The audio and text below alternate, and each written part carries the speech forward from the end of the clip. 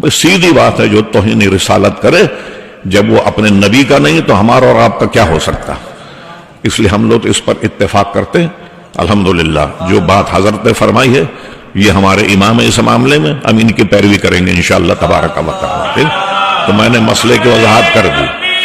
ایک منٹ ذرا سا ذریعہ جب تک تم کو ہو جائے، یہ میں وہاں کی بتا رہا تھا کہ پریس والا مجھ سے یہ سوال کیا کہ اچھا یہ بتائیے کہ یہ ممتاز قادری کو، یہ تھا فرانس کا ایک صحافی، اس نے کہا اچھا تو اس کو آپ شہید کہیں گے ممتاز قادری کو اگر اس کو پھانسی لگی؟ میں نے کہا بالکل شہید کہیں۔ کہنے کیسے؟ تو میں نے کہا سنیے، ذوالفقار علی بھٹو کو سپریم کورٹ کی فل بینک نے پھانسی دی، اس کو شہید کہہ رہے ہیں لوگ یا نہیں؟ یہ اس لیے شہید نہیں ہوا کہ غریب آدمی ہے، یہ بھی لینڈ لارڈ ہوتا، مالدار ہوتا بھٹو کی طرح، لوگ اس کو بھی شہید کہتے ہیں۔ ان کے پاس کوئی جواب نہیں تھا۔ پھر میں نے جنگ اخبار نکالا اسی دن کا، پنڈی کا، یہ آپ کے ذہن میں رہے، بلکہ جو ہمارے جو بچے چلا رہے ہیں اس تحریک کو نا، وہ میرا خیال اس تاریخ کا جنگ منگوا ہے پنڈی سے، جس تاریخ کو یہ فیصلہ آیا ہے آپ اس کی لائن پڑھ لیں اوپر، سید پرویز احمد نے فیصلہ لکھا، اس نے خود لکھا لیڈ میں آیا کہ اسلامی تعلیمات کے مطابق آپ نے صحیح کیا ممتاز قادری کے لیے، چونکہ ہمارے یہاں تعزیرات پاکستان میں قتل کی سزا پھانسی ہے، اس لیے آپ کو پھانسی دی جاتی،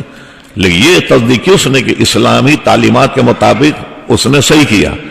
تو آپ کا ہائی کورٹ کا جج یہ کہہ رہا ہے، مجھے بتائیے وہ تو وہ جاہل نہیں تھا نا، وکلا تھے، جب پیشی ہوئی تو میرے 200-300 وکلا کھڑے ہو گئے، بھائی وہ تو پڑھے لکھے تھے نا، وہ تو جاہل نہیں تھے نا، تو انہوں نے بھی تو یہی کہا جو ہم کہہ رہے ہیں۔ تو خالی یہ حکومت جو ہے وہ ورغلا رہی، لیکن افسوس یہ ہوتا ہے کہ علماء کو اس پر متحد ہو جانا چاہیے کہ اس نے توہین رسالت کی ہے سلمان تاثیر میں، ورنہ ادھر ادھر ہو رہے ہیں آپ تو اس سے کیا ہوگا، ہماری تحریک کو نقصان پہنچے گا، ٹھیک ہے نا؟ ہاں، تو یہ اس کی کوشش کی جائے کہ کم سے کم علماء اور مفتیان کرام جو ہے نا وہ متحد ہو جائیں کہ اس میں توہین رسالت ہے۔ اب سپریم کورٹ نے فیصلہ بھی یہی دیا، اس سے یہی پتہ لگتا ہے کہ اس نے توہین رسالت نہیں کی، بالکل اس کا سارا میٹر نکالیے آپ، انٹرنیٹ پہ موجود سب نکالیے آپ، اس کا بیٹا ہے برطانیہ میں، اس کی کتاب بھی پڑھ لیں آپ، خود اس کا بیان کہ قرآن مجید میں نے نہیں پڑھا، ایک دفعہ جیل ہوئی، انٹرنیٹ پہ سب موجود ہے پورا، کوئی صاحب بیٹھ جائے نا آپ انٹرنیٹ چینل والے سب نکال لیں، تو کہنے لگے وہاں جیل میں جب میں تھا تو میں نے دیکھا کوئی کتاب مجھے نہیں ملی پڑھنے کے لیے، تو میں نے قرآن مجید جو ہے نا وہ اس وقت پڑھا،